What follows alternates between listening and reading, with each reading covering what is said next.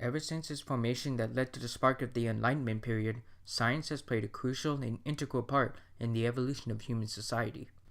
As a method for learning about the natural world, we owe some of the most foundational aspects of our modern civilization to the insights of the original scientists and their successors. While there was never really a time when all scientific breakthroughs were accepted in all social circles, in recent years there's been a sizable resurgence of open contrarianism. Contrarianism, especially against the currently accepted scientific consensus within many fields of modern science. Just to be clear, there's no shortage of people on the liberal left who are in denial of mainstream science, just as you have them on the conservative right. The people who are anti-vaxxers are primarily left-leaning people. The people who are all into alternative medicine, which requires at some level that you reject mainstream medicine, are primarily people on the left. The people who are into odd, unusual, peculiar diets, they're people on the left.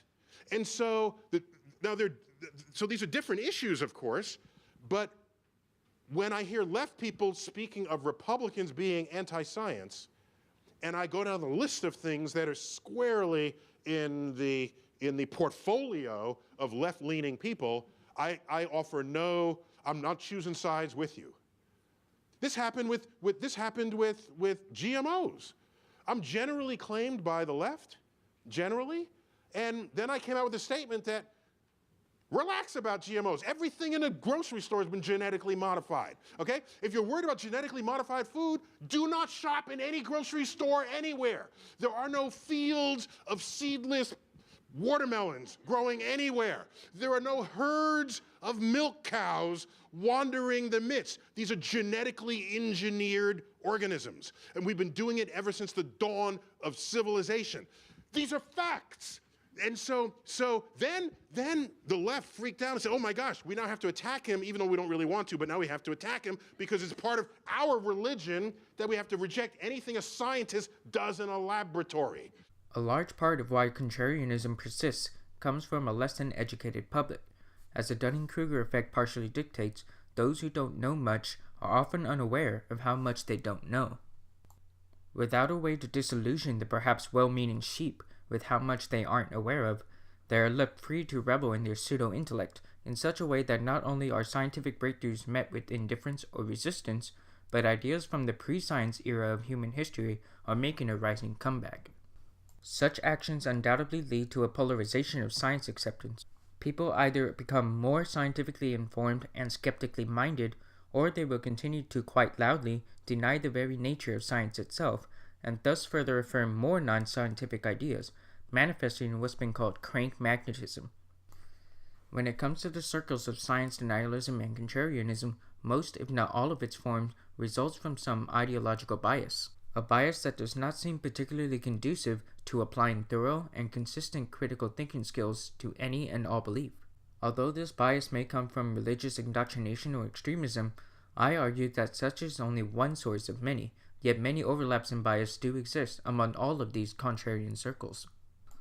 While flat earthers, geocentrists, and young earth creationists largely deny science because of religiously informed mental blocks, other science contrarians like anti-vaxxers, anti-GMO advocates, and deniers of anthropogenic climate change may be informed by other ideological biases, although religion may still play a part.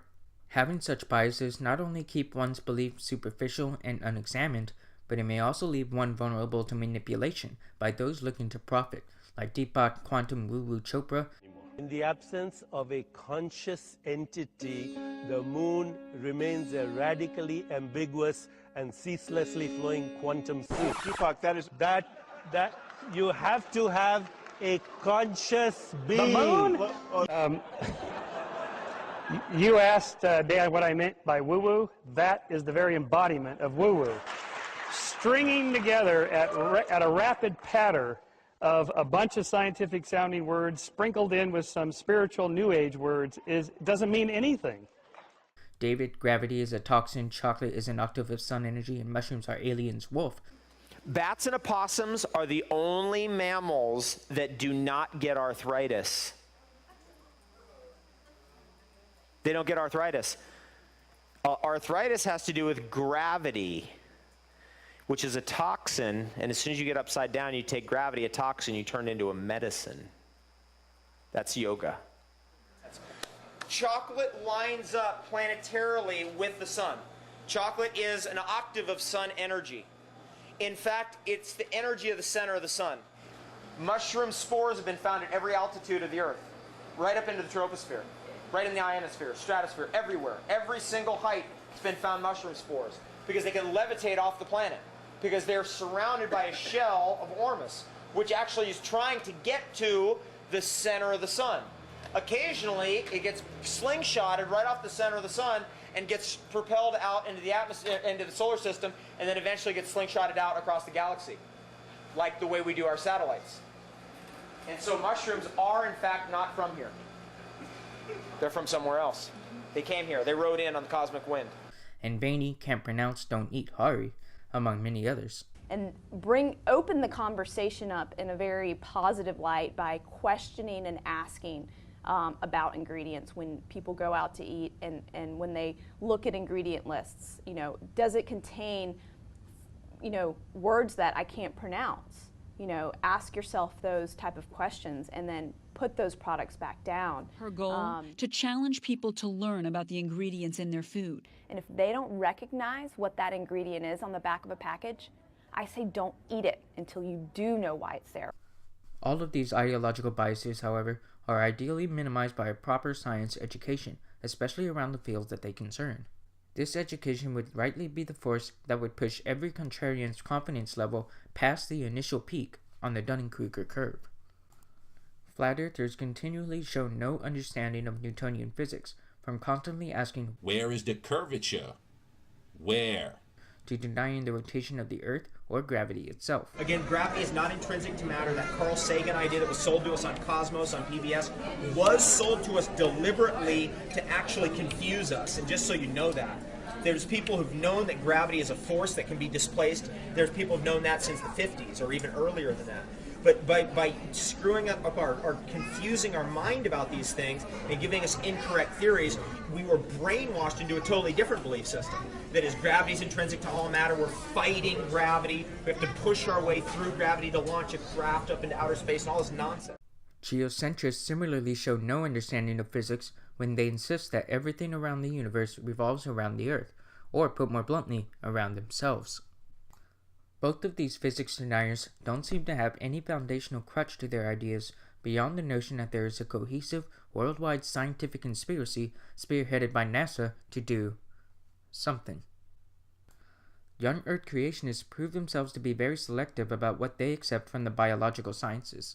Through methods like making unnecessary distinctions between timescales of bioevolutionary change, misusing scientific terms and leaving other terms ambiguously defined, and ultimately relying on ignorance and non-skeptical thinking to preserve their ideas, instead of making predictions and discoveries as evolutionary scientists regularly do. Next time you hear on television somebody say millions of years ago, what's the question we're going to ask them? Were you there? Were you there? Call them up on the telephone and say, "Excuse me, Mr. TV man, were you there?" I'm trying to say that life is just too complicated for evolution to have produced. We arrived by a specifically and specially divine creation by a compassionate creator. So I think two things. I would say the design in nature is impossible to explain without a designer. And the idea of creation is true because of the impossibility of the contrary. It is impossible that there not be a creator for something like this. This is all just guessing. All of it. There isn't one bit of evidence here. Because guess why? There's no missing links. Not all these so-called missing links, not one has been found. That is not a hoax, that is not a joke, that is not somebody's idea of a prank, or someone's idea of trying to get their theories made into laws. There is no such thing as a missing link. It doesn't exist. That's why it's called missing. That's why they're missing. We don't have any examples of plants going from one type of plant to another type of plant. All we have are examples of plants that have always been algae, that has always been algae, and horsetails that have always been horsetails, and ferns that have always been ferns, that have never been anything else. But no, we're just going to continue to believe that there are missing links out there. We just haven't found them yet. That's gotta be it. Anti-vaxxers generally disregard how important vaccines have been in mitigating and in some cases eradicating viral diseases that once wreaked havoc in earlier human and non-human societies. They show no understanding of how vaccines work, how the onset or spread of disease works, how to keep themselves from being swindled by unscrupulous charlatans, nor how to show enough empathy for the victims of vaccine-preventable diseases around them, who are most often very young children. Anti-GMO advocates, or rather GMO adversaries, insist that genetic modification of finite biological resources like meat and crops is not actually an important tool of science that helps us all lead a healthier, fuller, and more sustainable living. Rather than advocating for the use of science to better our resource management, unnecessary fear is used to promote unsustainable practices like those used in the organic industry. Finally, climate change deniers try to escape their partial responsibility for introducing greenhouse gases into our atmosphere by ignoring the chemical effects of their industrial exhaust. Well, let me ask you one other thing, just to get to the nitty-gritty. Do you believe that it's been proven that CO2 is the primary control knob for climate? Do you believe that? No, I think that measuring with precision human activity on the climate is something very challenging to do, and there's tremendous disagreement about the degree of impact. So no, I would not agree that it's a primary contributor to the global warming that we see. The rising sea levels from the melting of the ice caps, and the potential consequences on life as we know it from being atop an Earth just a few degrees higher in temperature. And again, I cannot stress this enough.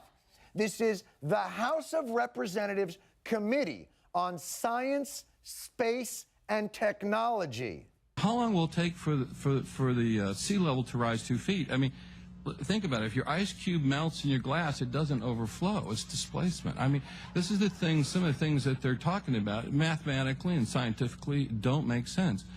Are you kidding me? Are you kidding me? I don't even know. I don't even know what to do with that. How far back to the elementary school core curriculum do we have to go to get someone on the House Committee on Science, Space, and Technology caught up? Do we have to break out the paper mache and the baking soda so you can make a volcano? Is that what we have to do? Is that how basic the science class was when you went, I don't need to know this anymore? I mean, for God's sakes. Look, here, look. Here's a glass of ice water. Hey, that ice isn't making the water overflow because it's already in the water. But imagine there's a whole bunch of other ice that's not in the water. It's on the land. You know, the part where the water isn't. And then when temperatures rise and the land ice melts enough to fall in, oh, it's everywhere! It's everywhere! Do you understand?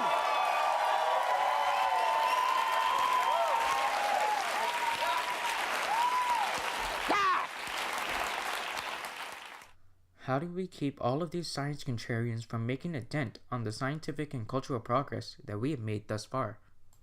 The most sensible way is not to simply ignore or exterminate them, but rather to enforce a proper science education, not only through the public school system by inspiring more teachers and more varied teaching material, but also through the internet. More work needs to be done to help these science contrarians understand quantum mechanics, atomic theory, chemistry, biochemistry, microbiology, immunology, evolutionary biology, ecology, geology, plate tectonic theory, computer science, certain aspects of social science, and all other aspects of science that lead to a tangible advance in our civilization. These advances don't just include novel discoveries that continue to be made, especially as space exploration expands, but also the solutions of the problems that plague us right now. Since the forerunners of every science-denying movement rely on the ignorance of their populace to survive, we, as science advocates, must be able and willing to show that populace, whomever they may be, why they're wrong and why we're possibly or probably right, in a way that does not incriminate them, but rather shows them the values of skeptical thinking, critical evaluation, and other important skills. These skills will not only keep financial charlatans from succeeding, but will also keep people humble and aware of their human fallibility. This, in turn, will keep bad ideas from becoming popular and good ideas from being kept in the dark. As then U.S. foreign policy consultant Walter Kolchnik once said in 1940, Our principles by which we are to direct our actions must be firm and enlightened. There is too much sentimentalism in our thought, too many attempts to paint the devil white. Let us keep our minds open by all means, so long as that means keeping our sense of perspective and seeking an understanding of the forces which mold our world. But don't keep your mind so open that your brains fall out. I can live with doubt and uncertainty and not knowing. I think it's much more interesting to live not knowing than to have answers which might be wrong. But I'm not absolutely sure of anything, and there are many things I don't know anything about. But I don't have to know an answer. I don't feel frightened by not knowing things.